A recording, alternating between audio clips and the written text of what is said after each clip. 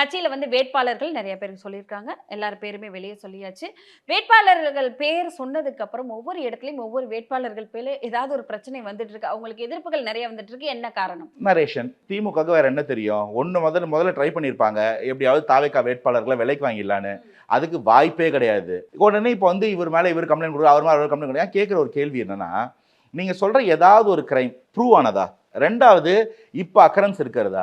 சம்பந்தமே இல்லாம என்ன அவர் வந்து போன வருஷம் ஜனவரி மாசம் திட்டிட்டாருன்னு இந்த வருஷம் ஏப்ரல் மாசம் வந்து கம்ப்ளைண்ட் கொடுக்கிறது என்ன லாஜிக்? அடிப்படையில் நான் சொல்றேன், அந்த கம்ப்ளைண்ட்ல உண்மைத்தன்மையே இல்லை. எப்படியாவது விலைக்கு யாராவது ஒரு 4 பேரை வாங்கி அவங்க மேல ஒன்று சொல்லி அதனால வந்து அந்த வேட்பாளர்களை இழிவுபடுத்த முடியும், அவங்களுக்கு இருக்கிற மரியாதையை குறைச்சிட முடியும்னு ஒன்று பண்ணீங்கன்னா இதுக்கு நான் என்ன பேர் சொல்றது? நான் சொல்றேனே, திமுகவில் குற்றம் சாட்டப்பட்டவர்கள், ஏற்கனவே வெர்டிக்ட் வந்தவர், ஊழல் கேஸா இருக்கட்டும், இடி கேஸா இருக்கட்டும், மற்ற எந்த கேஸா இருக்கட்டும், விசாரணைக்கு உட்படுறவங்க, கேஸ் நடந்துகிட்டு இருக்கிறவங்க, இவங்க யார் யாருக்கெல்லாம் சீட்டு கொடுத்துருக்கீங்க நீங்க சொல்லுங்க. சரி, விஜய் டிவிகே தலைவர் விஜய் அவர்கள் டிவிகேல எதன் அடிப்படையில வேட்பாளர்களை செலக்ட் பண்ணியிருக்கிறாரு? மக்களுக்கு யார் அந்த பகுதியில் வேலை செய்வா, யார் தாவேக்காக்கு உண்மையா இத்தனை நாள் பயணம் பண்ணியிருக்காங்க, யார் இப்ப நிக்க விருப்பப்படுறாங்க, நின்னா யாரால வந்து அந்த இடத்துல ஒரு டஃப் ஃபைட் கொடுக்க முடியும், ஜெயிக்க முடியும், அதை பார்த்து தாவேக்காக்கும் மக்களுக்கும் எது நல்லதா இருக்குமோ அதை சூஸ் பண்ணியிருக்கோம். விஜய் நடிகரா இருக்கும்போது விஜயோட மக்கள் இயக்கம் அப்படின்னு ஒரு டீம் இருந்தது, அந்த கட்சின்னு கூட சொல்லலாம். அதுல யாருக்காவது கொடுத்துருக்காங்களா? ஆமா.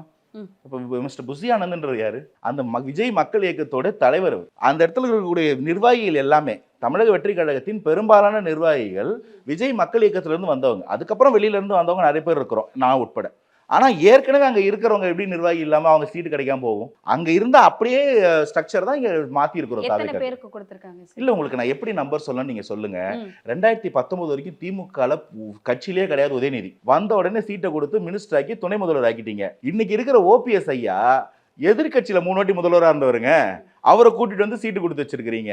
அஇஅதிமுக அமைச்சராக இருந்தவங்கலாம் கொண்டு வந்து இங்க திமுக வந்து நீங்க அமைச்சராகி வச்சிருக்கீங்க. எத்தனை பேர் சொல்லணும்? ஐயா செந்தில் பாலாஜில இருந்து அண்ணன் சேகர் பாபு வரைக்கும் எல்லாரும் அந்த கணக்கு தானே. கட்சி யாரை எதிர்த்து வந்தோமோ அவங்களுக்கு எல்லாம் இங்க அமைச்சர் பதவி. காலங்காலமா திமுக இருந்தவனுக்கு என்ன கொடுத்துருக்கீங்க? மதிமுக திமுகவை அழிக்க வந்த கட்சி.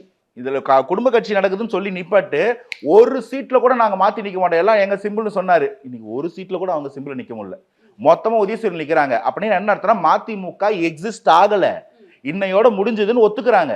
இப்படி இருக்கக்கூடிய நிலைமையில அங்க அவ்வளவு கபலீகரம் நடக்குது, அங்க அவ்வளவு குப்பை நடக்குது, அதை கேட்க மாட்டீங்க. சீட்டு கொடுத்தாங்களே ஆளுங்க தேசிய கட்சிகளுக்கு 2 கூட்டணிகள்லயும் எவ்வளவு பேர் கேண்டிடேட் அனௌன்ஸ் பண்ணிட்டாங்கன்னு கேட்டீங்களா? 234 கேண்டிடேட் போட முடியும்னு கேட்டவங்க தானே நீங்க எங்களை கேட்டீங்க தானே. ஒரு கட்சி 234 கேண்டிடேட் ஸ்டேஜில் அனௌன்ஸ் பண்ணது ஒட்டுமொத்த தமிழகத்தின் தலைப்பு செய்தியா மாறுதுன்னா இதுக்கு எவ்வளவு பெரிய எஃபர்ட் இருக்கு? இதுதாங்க. அவர் அரசியலுக்கு வரல, இவர் வருவாரான்னு கேட்டீங்க. வந்த உடனே இவரால் என்ன பண்ண முடியும், இவர் தாங்க வரான்னு கேட்டீங்க. மாநாடு போட முடியுமான்னு கேட்டீங்க, கூட்டம் காட்ட முடியுமான்னு கேட்டீங்க, பிரச்சாரம் பண்ண முடியுமான்னு கேட்டீங்க, ஒரு துயரத்துல இருந்து மீண்டு வர முடியுமான்னு கேட்டீங்க, கேண்டிடேட் போட முடியுமான்னு கேட்டீங்க. எல்லாத்துக்கும் ப்ரூவ் பண்ணிட்டோம். இப்ப ஜெயிக்க முடியுமான்னு கேக்குறீங்க. 1 மாசம் வெயிட் பண்ணுங்க, அதையும் ப்ரூவ் பண்ணுங்க.